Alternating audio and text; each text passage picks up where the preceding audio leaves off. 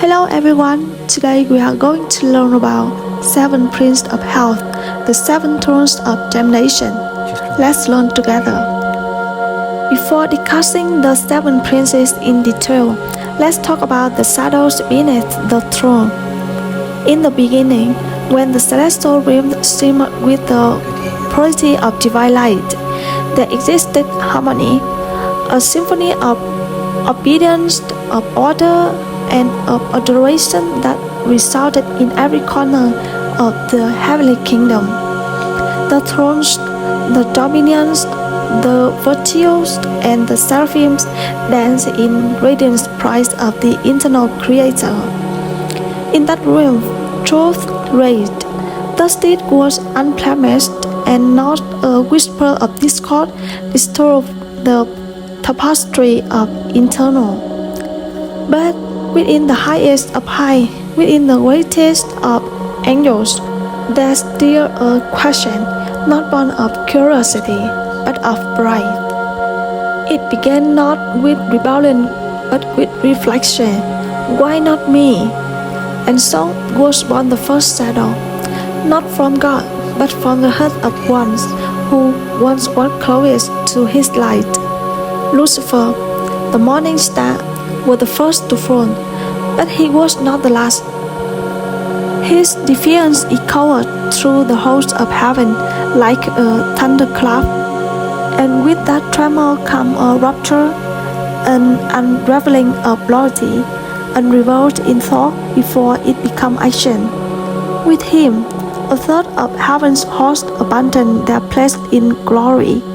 They chose fire over light, ambition over obedience, and the self over the eternal will. What had been a perfect kingdom now brought the mark of betrayal. Cast down, the fallen ones plummeted into the abyss, and from that descent a new hierarchy formed, not one built on divine grace, but on domination, vice, and eternal hatred.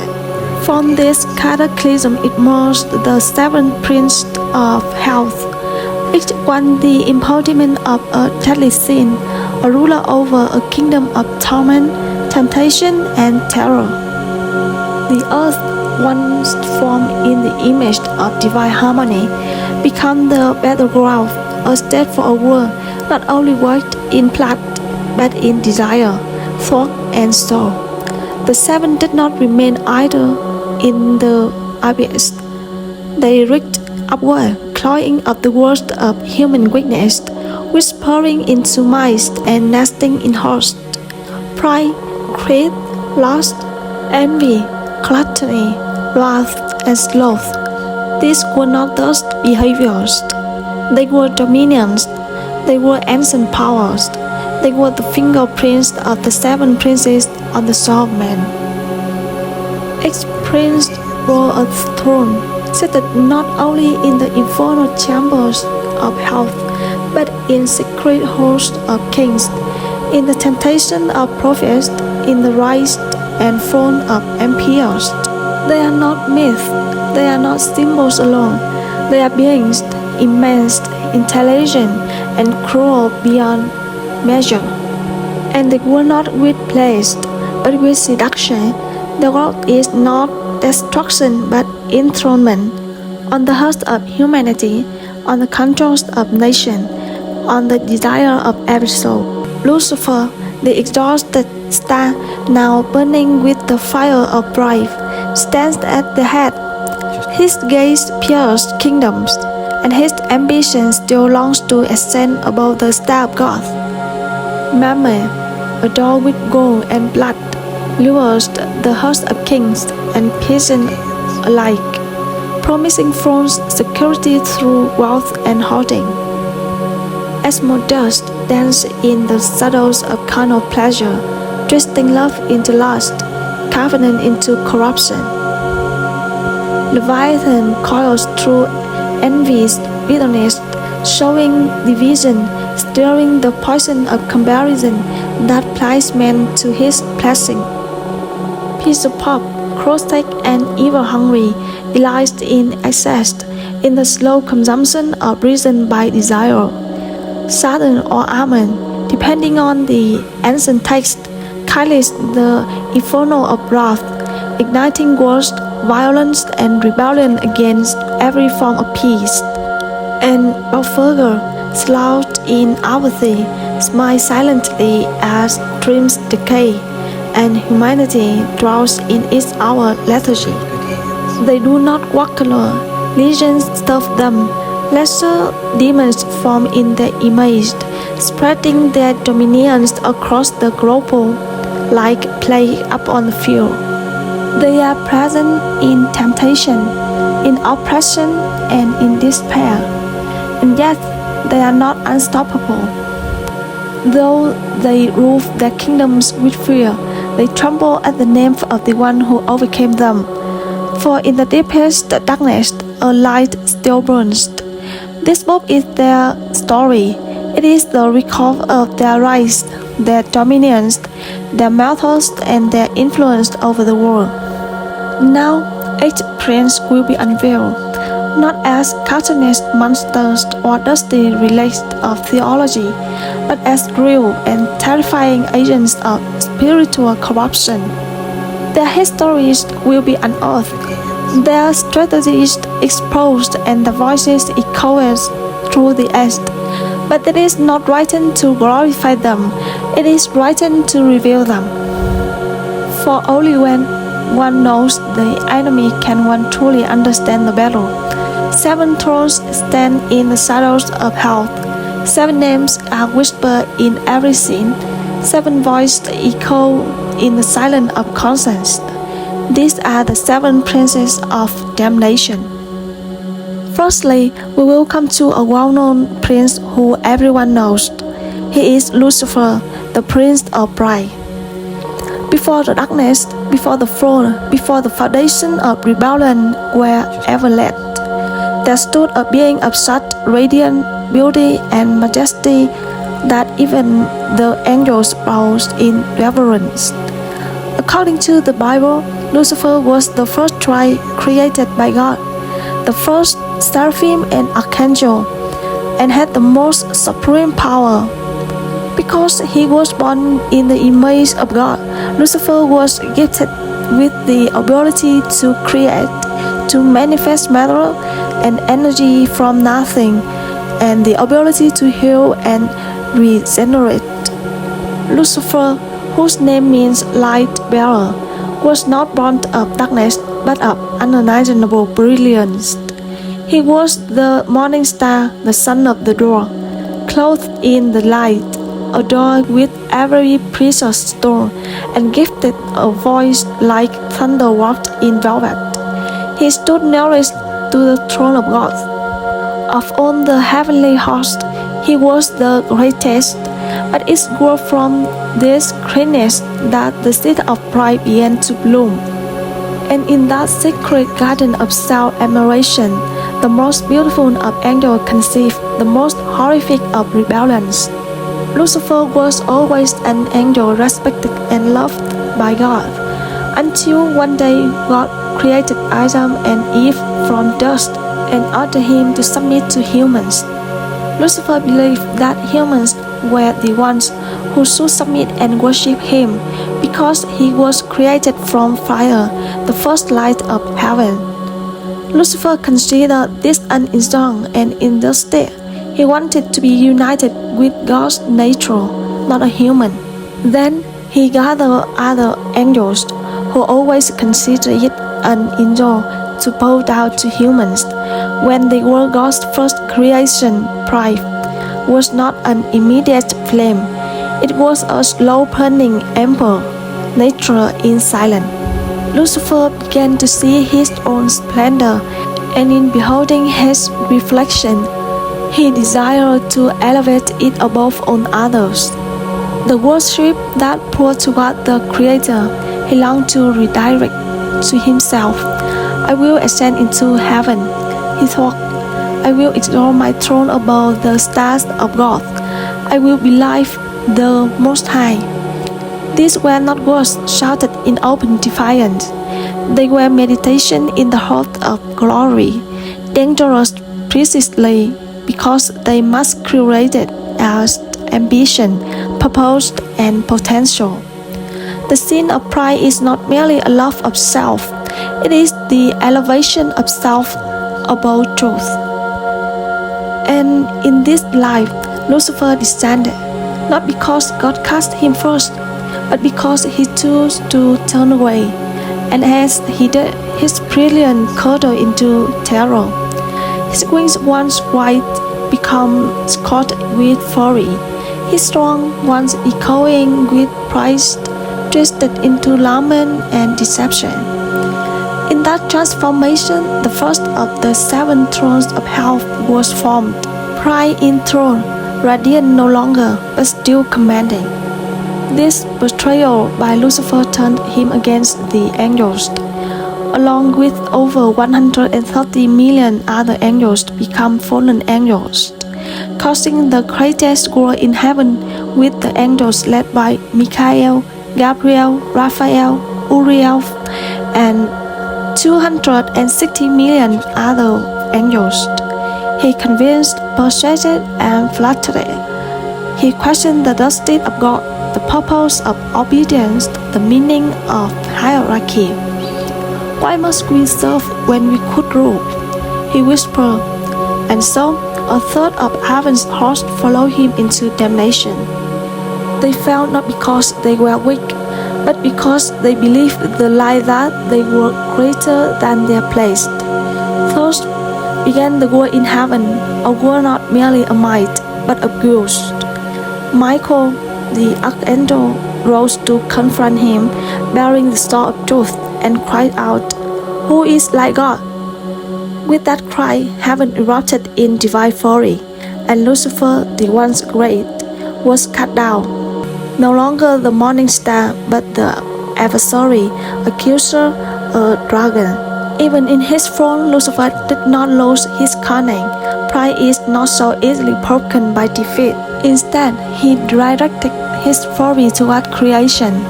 If he could not ascend the throne of heaven, he would corrupt the image of God on earth. Men, made in God's likeness, become his target. In Eden, it was pride he offered, "You shall be as gods." And with those words, humanity echoed the throne of the first rebel. Pride opened the gate to sin, and through it on the 7 entered. Lucifer's domain is not merely in hell, it is in the proud heart, in the voice that says, "I need no God," in the control that worships fame, power, and self. He reigns in ideologies that deny humility, in empires built on ego, in leaders who demand worship, and in every soul that resists surrender. His influence is subtle, often unseen. Pride hides behind religion, education, beauty, and talent. It whispers in achievements, in compliments, and in ghosts. It is not content with recognition, it demands adoration. And when that is not given, it breeds envy, wrath, and despair. But Lucifer's throne, though fought in pride, trembles at humility. Every act of true surrender, every prayer whispered from the depth of repentance, every heart that bows willingly, cracks the foundation of his dominion. For pride cannot coexist with love. It cannot endure in the presence of the soul that knows its dependence on grace. It flees because the cross, where the Son of God, infinite in glory, chose shame and death. Lucifer, who cannot bear to save, was undone by the God who came to wash feet. Even now, Lucifer roams, not as an honored beast, but as an angel of light, cloaking his light in brilliance, speaking half-truth, tempting mankind with visions of grandeur.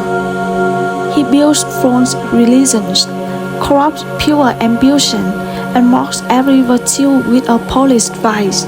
But those who see beyond the glitter, who discern his voice for what it is, recognize the great paradox.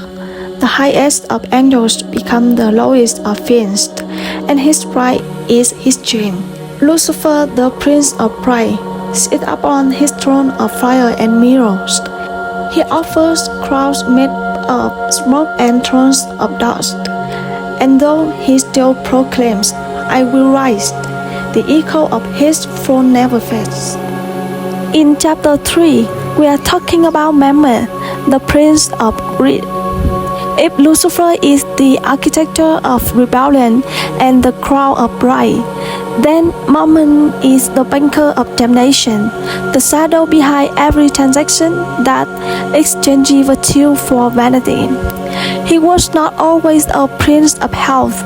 Some believe Mammon was once among the cherubim who stood closest to the throne of God, entrusted with divine mystery of abundance and the flow of celestial blessing.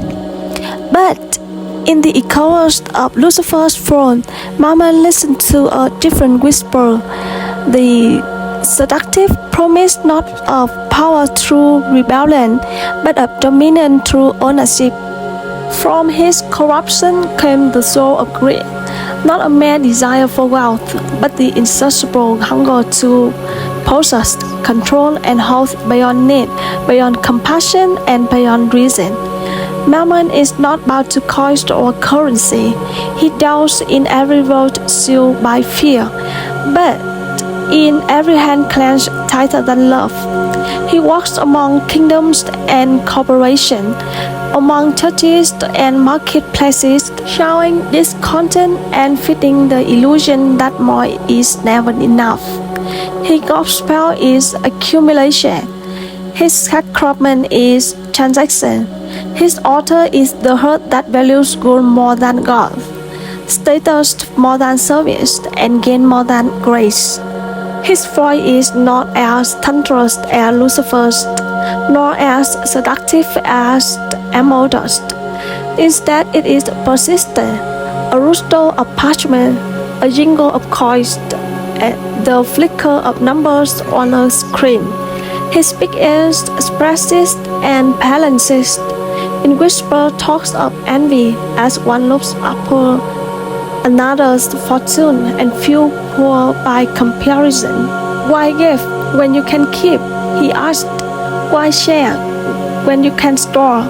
Why serve when you can buy power? Under Mammon's rule, generosity is foolishness and sacrifice is weakness. Greed becomes not only acceptable, it becomes admirable. He has built empires. In his name will have been work. Ocean crossed, people enslaved and natural stripped bare. From ancient Babylon to modern metropolises, Mammon's fingerprints are found in the corruption of kings and the despair of beggars.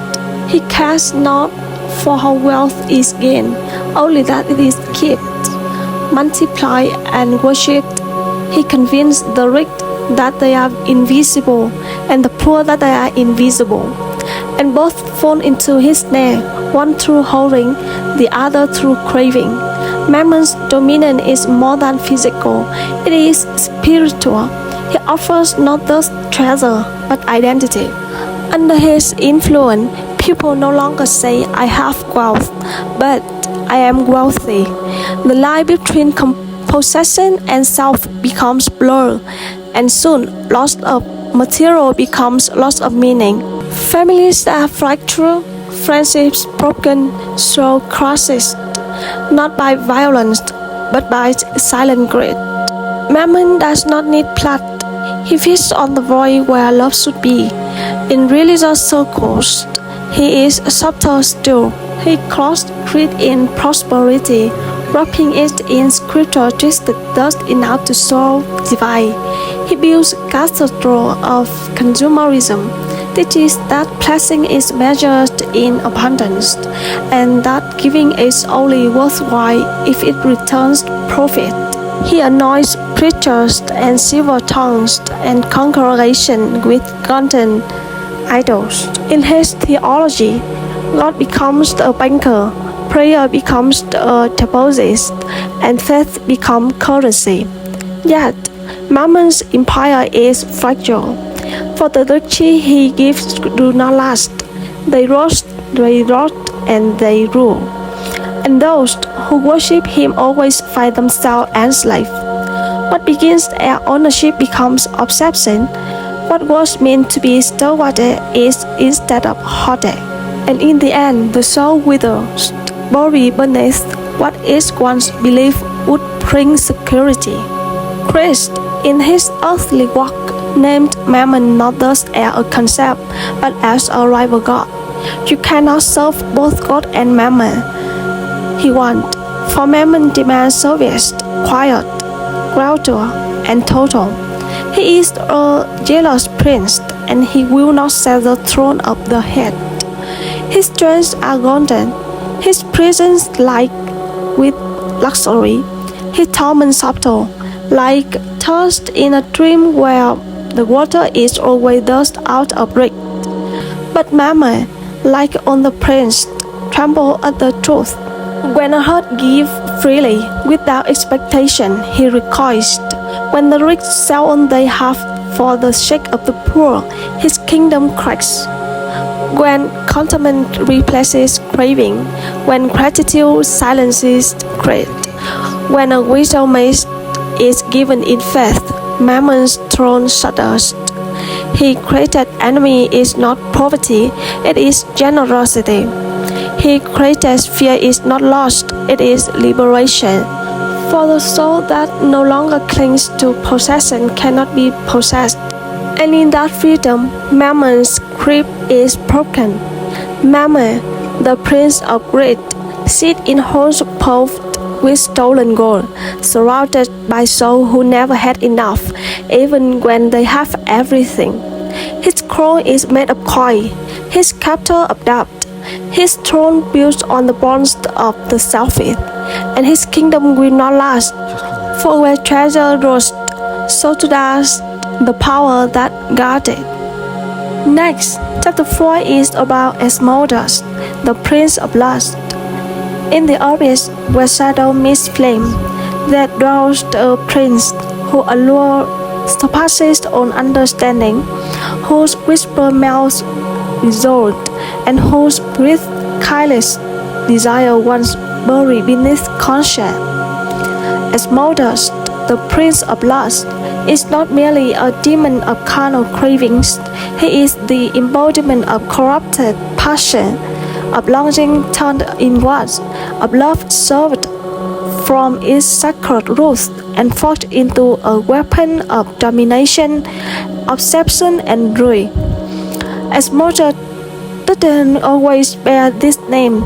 Some believe he was once among the seraphim, those angels clothed to the divine fire, who burned with pure, unquenchable love of the Creator. His song, they say, stirred the host of heaven with a yearning, not of the flesh, but of the soul, a deep and eternal hunger to unite with the one who is love.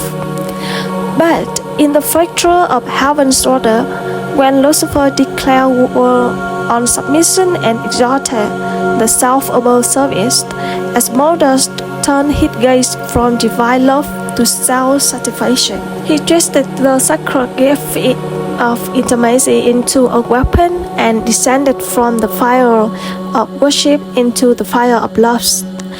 His rebellion was not marked by violence but by seduction. He saw that to conquer a soul, one didn't need chains or swords, only an invitation. His art was subtle, a glance, a suggestion, a pulse of the mind that awake desires hidden even from oneself. In the beginning, Asmodeus corrupted angels, not by force, but by causing them to task what had been forbidden, not because it was evil, but because it was out of order. Love became lust when it ceased to give and began to take. Beauty became bondage when it demanded to be owned. And in that shift, Asmodeus was born. he becomes the prince of temptation, walking through history as a spirit that rules kingdoms, collapses covenants, and makes slaves of kings and saints alike.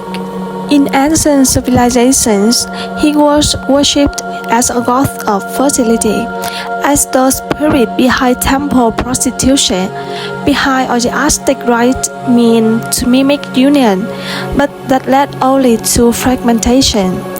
In scriptures, he appears in whisper and warnings, in the throne of David, the folly of Solomon, and the lust of Samson.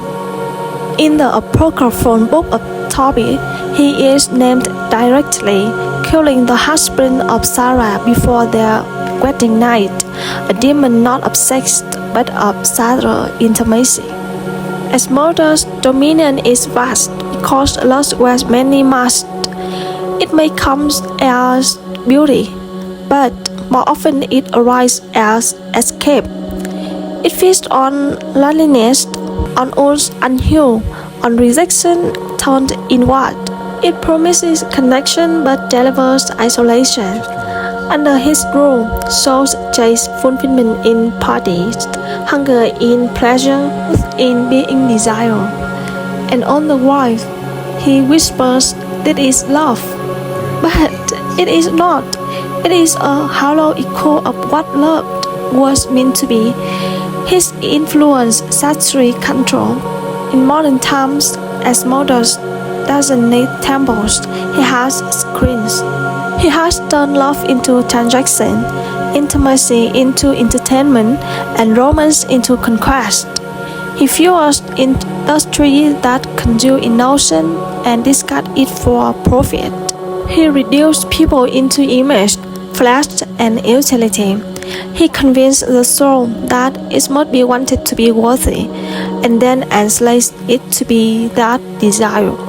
For every fleeting pleasure, there is a growing emptiness, a deeper craving, and that is his curse, not satisfaction but endless need. Yet, Asmodeus doesn't only prey on the young or foolish, he prods the host of marriage, the solitude of those forgotten. He tempts the faithful not with blatant evil, but with low compromise, emotional neglect, subtle fantasies, and secret resentment. He divides love from covenant and turns the sacred into the scandalous. His victories are quiet, found in broken families, betray trust, and the same that does not respect, but even he has limits. For Asmodeus, despite his beauty and seduction, cannot endure truth. He flees from love that suffers, love that sacrifices, love that sees and stays. The cross of Christ, where love was poured out, pure, soulless, and unrelenting, is his undoing, because truth love exposes lust for what it is, a parasite, not a promise. There is no chain Asmodeus binds so tightly that it cannot be broken by grace. Countless have walked his path and turned back, not by shame but by mercy. For even the most tiny storm can be restored when it learns again to give rather than take, to cherish rather than consume. When the heart no longer seeks validation in desire, but identity in its marker, the price of lust loses ground. Asmodeus, the prince of lust, sits on the throne of startled mirrors, surrounded by those who once thought love was their true command. His kingdom is built on longing, never satisfied, never whole. But the day is coming when every mask will fall, every illusion burn away, and what remains will be either ashes or a soul redeemed. Leviathan will be the prince we mention in the next chapter. Beneath the blackest depths of the abyss, where even flames fears to tread, coils the ancient one whose very presence dreads reality and suffocates light. Leviathan, the prince of envy, is not a beast of my appetite or anger, but of corruption, deception, and discontent. His name echoes from the oldest scripture as a great sea serpent, the chaos beast, the twisting dragon of primordial rebellion. But within that simply lies something far more insidious, the power to destroy through comparison, to poison joy through the sight of another's blessing, and to turn admiration into hatred. Leviathan invites pride at the throne. While Lucifer's rebellion was born of pride, Leviathan's corruption came from the wound of being near perfection without possessing it. In the order of angels, Leviathan's one held a high place, perhaps even among the thrones or dominions. He saw the glory of others, Lucifer's splendor, Michael's authority. Gabriel's purposed, and rather than rejoicing, he recoiled. The beauty of others became the reflection of his perceived lack. He wanted not only to be great, but for no one else to be greater. Thus, the rod of envy began to coil through his celestial form, silent and cold. When the rebellion began, Leviathan was not the loudest nor the boldest. He was the whisperer, the divider, the one who pitted angels against each other by comparison. He spread bitterness through the ranks, asking not, "What glory can we give to God?" but "Why does He give more to them than to us?" He saw heaven's unity and turned it into rivalry. In the council of the fallen, he became the great manipulator, the master of division, not with swords but with subtle wounds. Leviathan's essence is this: he devours relationships, and we cannot create, only consume. It sees goodness and seeks to destroy it simply because it was not given to oneself. His breath clouds perception, his coils suffocate love. Wherever two work together, he is lethal between them.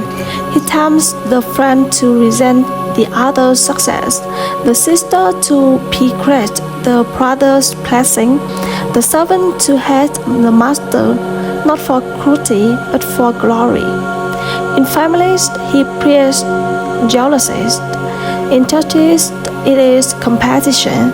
In nation, it is hatred. And all he needs is for one heart to ask, "Why not me?"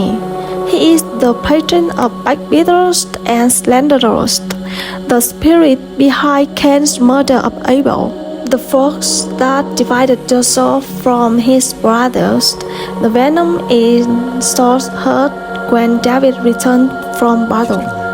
He whispered to the overlooked, "You deserve more," and to the celebrated, "They want what you have." Under his influence, envy becomes not only a wound, it becomes a weapon.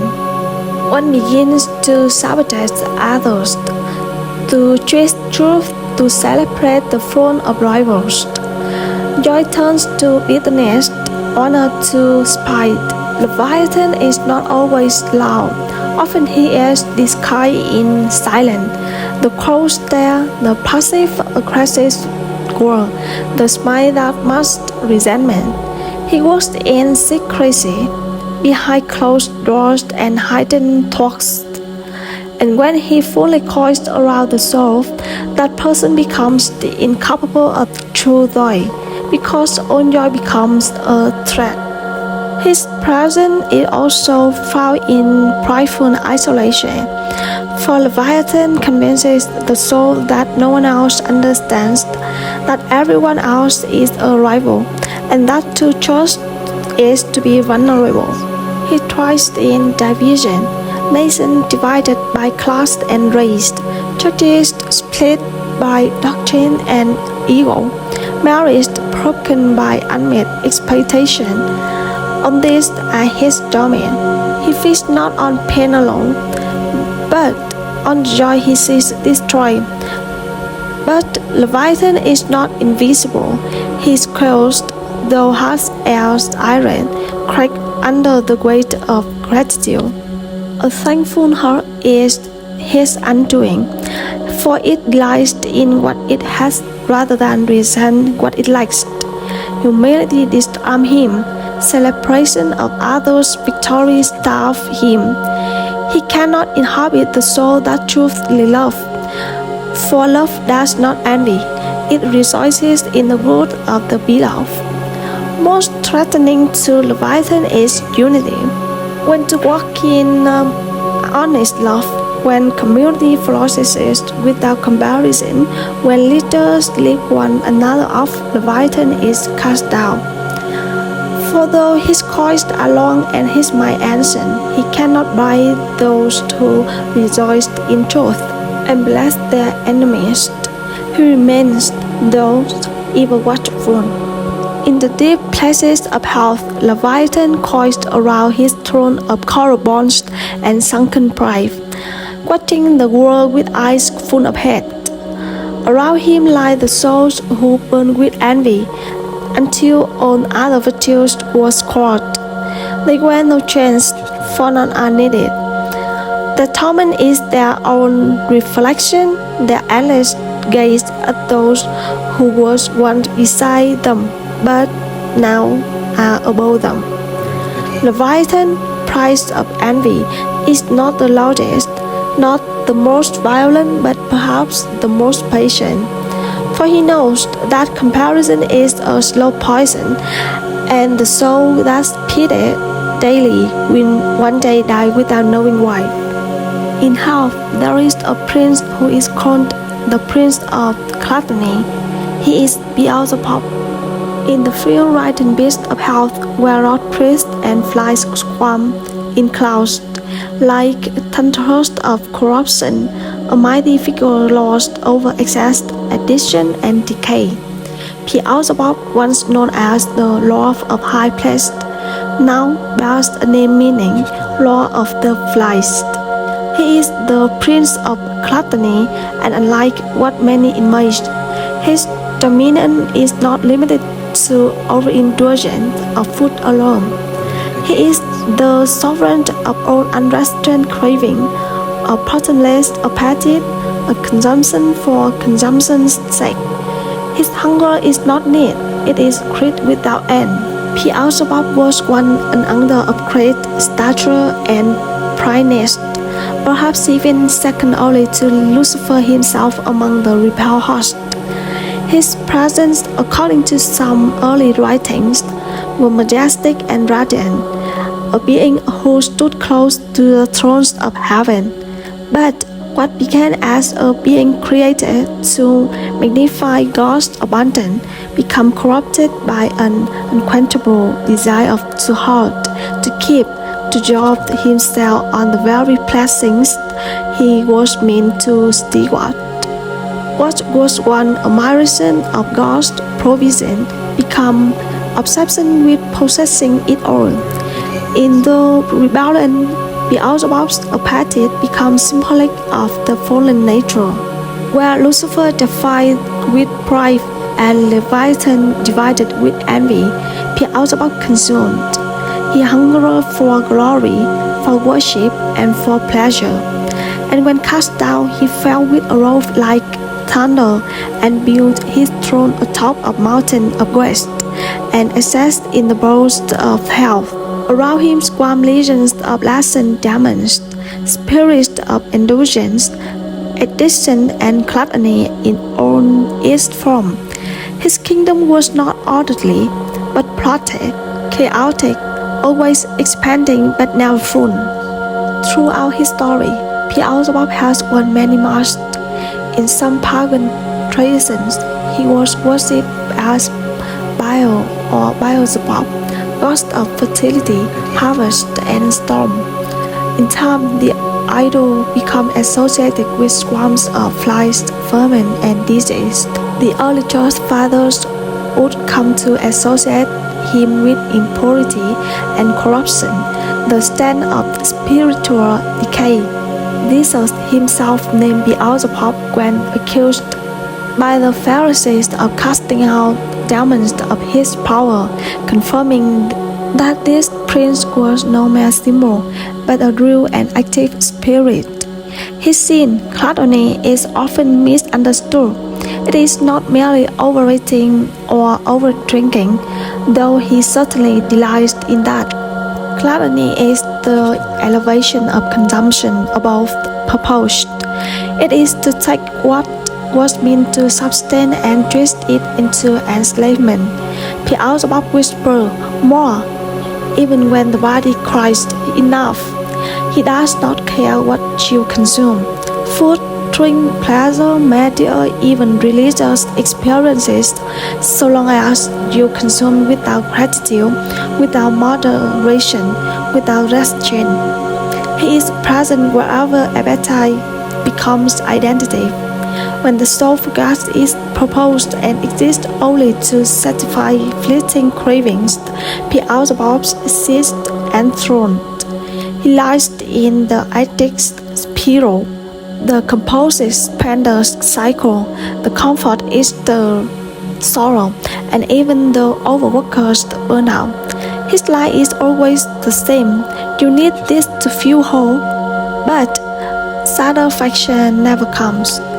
Under his influence, desire becomes a pit with no bottom, a thirst that grows stronger with every drop. What makes 𝐶𝐈𝐶𝐵 especially dangerous is how he plants indulgence with shame. After seducing a soul into excess, he turns and accuses it. He judges a man and mocks him for his weakness. He enticed the woman with distraction, then torment her for her laziness. In this cruel cycle, the victim returns to consumption not for pleasure, but to escape growth. And so, the trap tightens. Even more sinister is how 𝐶𝐈𝐶𝐵 manifests in spiritual gluttony. He tempts the faithful to consume religious experiences like products, chasing feelings, demanding miracles, holding knowledge but never obeying truth. He encourages endless spiritual feeding without ever exercising faith in service or sacrifice. The result, a plotted soul full of knowledge and emotion, but starved of transformation, and that 𝐶𝐈𝐶𝐵 can be resisted. The first weapon is discipline, the will trained by wisdom to say no when appetite cries yes. The second is gratitude, for when we receive blessings with thanks, we no longer grasp at them as gods. The third is fasting, the voluntary denial of legitimate pleasures for the sake of spiritual clarity. Every act of fasting is a blow to 𝐶𝐈𝐶𝐵's kingdom, for it says, "I'm not ruled by my stomach, I'm ruled by something higher." More powerful still is contentment. A soul content in God is unshakable. 𝐶𝐈𝐶𝐵 cannot seduce the one who finds joy in simplicity, peace in surrender, and strength in weakness. For such a person no longer needs to consume endlessly. They are already filled. 𝐶𝐈𝐶𝐵's torment in hell is his own hunger. Though he reigns over excess, he himself is always starving. Every soul that joins his realm becomes a part of his feast, but none satisfies him. He sits atop his throne of wrath, crowned with flies, surrounded by echoes of past indulgence, and screams into the void his ancient craving. More. But even he will one day be silent, for at the end of all things, the Lamb who was slain will prepare a feast, not for the gluttonous, but for the faithful. And at that table, every truth hunger shall be met, not by more things, but by communion with the giver of all. The final prince in hell is Beelzebub, the prince of sloth. hidden deep within the slowest turning course of house machinery, where the fires do not rest but shimmer, and where time seems to crawl like molasses. Over rustic stone lies the lair of Beelzebub, the prince of sloth. He does not command with thunder or fire. His kingdom is not one of chaos or violence. Instead, it is one of delay, decay, and despair. His weapon is not the sword, but apathy. His rebellion is not love, but persistent, and his sin is among the most misunderstood. For sloth is not merely laziness, it is spiritual death in slow motion. Beelzebub was once a watcher of knowledge and invention in the celestial spheres. He understood the balance of rest and work, of contemplation and action. But when corrupted, his stillness became stagnation, his reflection turned into refusal, and his understanding of rest became a prison or procrastination or purposelessness. He chose inactivity not for reflection but for rebellion, an internal refusal to rise. When Lucifer sounded the trumpet of rebellion, Beelzebub did not sound. He didn't rage against heaven, he simply withdrew. He denied the crown not out of disagreement but indifference. He would not serve, nor would he work. He simply ceased to act. In his throne, he corrupted the very concept of rest, distorting it into torpor, apathy, and the slow collapse of will. His throne lies atop a crumbled mountain of abundant effort. Around him flow rivers of half-built dreams, broken resolution, wasted talents, and prayer never spoken. The souls who fight their way into his domain do not scream or cry. They sigh, they sleep, they murmur, maybe tomorrow. In his presence, ambition withers, conviction dawns, and even agony becomes numbness. Sloth under Beelzebub is not simply idleness. It is resistant to the demands of love and responsibility. It is the soul that refuses to rise when it knows it's so. It is not merely physical laziness, but emotional and spiritual indifferences. It says, I don't care, and means it. It looks at the world's needs and turns away, not out of malice, but weariness. It looks at God's crown and responds with delay, not out of fear, but spiritual fatigue. Beelzebub whispers into the heart, there is time, you are too tired, it won't matter. He thrives not in chaos, but in inertia. He plies his victim not with chains, but with the weight of nothing. Under his rule, marriage decayed through indifference, talents fade through neglect, and vocations die in a haste of endless distraction. One of Beelzebub's greatest tragedy is comfort without cost. He offers easy pleasure, entertainment, passive scoring, fleeting comforts, until the soul no longer hungers for death. He preached in the home of boredom, the endless run of time wasted. And when one finally wakes, it is often too late. The field is overgrown, the house is ruined, and the calling missed. Another form of his power is despair. Unlike a motorist or mammoth who inflame desire, Beelzebub extinguishes it. He convinces the weary that effort is useless, that goodness is futile, that their actions make no difference. He strangles hope with silence and chains the soul in apathy, until the greatest tragedy is not that they fall, but that they no longer try to rise. Yet, even Beelzebub has weakness. The first is diligence, the soul that rises each day, however imperfectly, to fulfill this crown. A single act of will, repeated in faith, seeks his throne.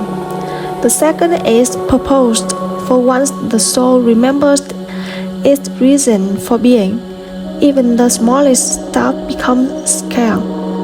And the third, most dangerous of all, is love. For love does not ask, "What do I feel like doing?" It moves for the sake of another. Belphegor cannot comprehend love's compulsion to serve, to suffer, to act even when tired. In the spiritual life, discipline, especially in the dry seasons, is deadly to him. The one who prays when they feel nothing, who serves when they are weary, who worship when discouraged, defeats sloth at its core. Such souls do not burn pride with passion, but they burn steadily, like a lamp in the night. And that slow, faithful flame is something Belphegor cannot stop. In half, Belphegor sits upon a chair that seems to melt into his body. His eyes are half-lidded, his breath shallow, his robes moth-eaten. He rules over the sluggish, the passive, and the indifferent. But in truth, he is ruled by his own refusal to move. He is a prisoner of his own apathy. His torment is the internal awareness of what could have been, but never was. He remains a warning not to those who run, but to those who have stopped walking. Finally, the seven head riser. That throne was carved in blasphemer and sealed in ancient rebellion. It ruled over a domain rule, a counterfeit of heaven's glory twisted into a kingdom of lies. Pride set entry in Lucifer, greed in Mammon, envy in Leviathan, wrath in Satan, gluttony in Beelzebub, sloth in Belphegor, and lust in Asmodeus. He ruled not merely over legions of fallen angels, but over corrupted human hosts, spreading their infection across history like shadows splitting into light. Yet none of them reigned forever. Their strength, though terrible, bore within the seed of its own undoing. For every throne built of unseen bears a fatal flaw. It cannot love. And without love, there is no unity, no lasting kingdom, no eternal dominion. Pride divides, greed hosts, envy isolates, wrath consumes, gluttony wastes, sloth withers, and lust betrays. Together, they tore at each other as much as they tore at the world. Their empires rose across the earth. Their banners wave over war, over slavery, over corruption and abuse. They whispered in host and thunder through empires. But even at their head, they tremble at one name, the name above all names, whose coming broke the silence of centuries and split the heavens. Christ did not rule as they did. He did not conquer with fire, but with blood, his own. Against Lucifer's pride, he brought humility, being born in a manger. Against Mammon's greed, he offered poverty. Against Leviathan envy, he rejoiced in the Father's will. Against Satan's wrath, he forgave his enemies. Against Beelzebub's gluttony, he fasted and fed others. Against Belphegor's sloth, he labored in love. Against Asmodeus' lust, he gave himself wholly and purely, his bride, the church. On the cross, every throne of hell shook. It was not a sword that defeated the seven, but a sacrifice.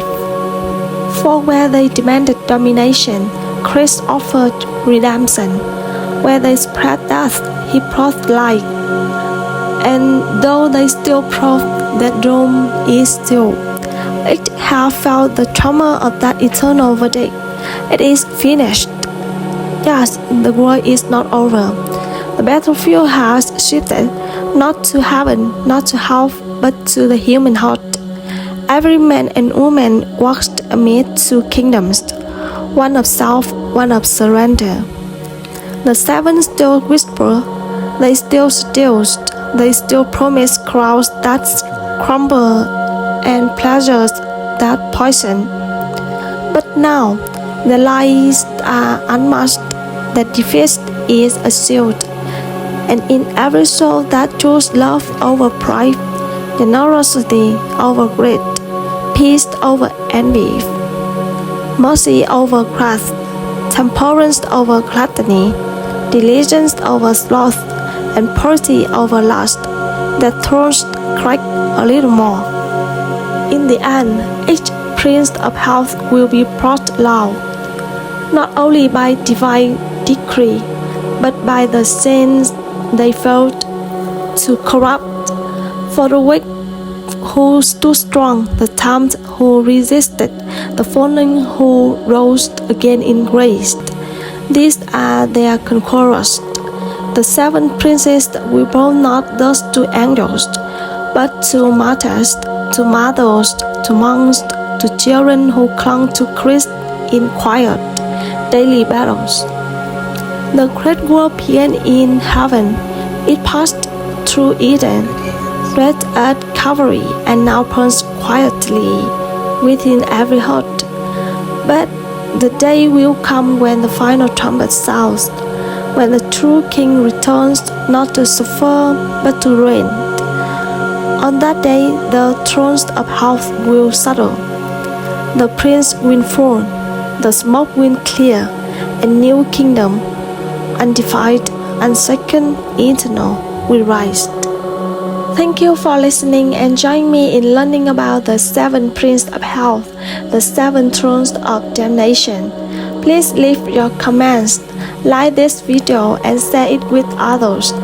Don't forget to subscribe to our channel for more great Bible stories. See you in next videos. Goodbye.